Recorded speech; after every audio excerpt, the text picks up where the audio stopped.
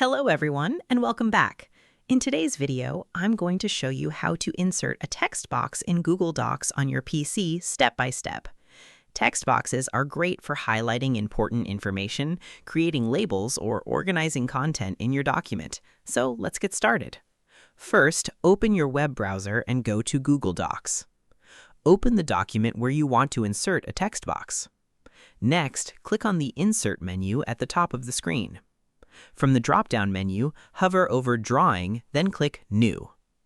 A drawing window will open. At the top of the drawing window, click the Text Box button.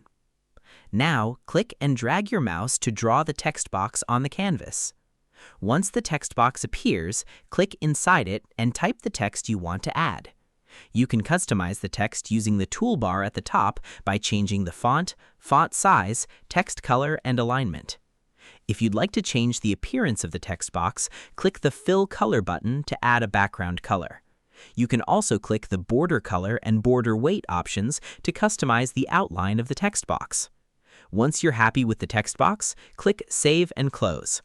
The text box will now be inserted into your Google Docs document.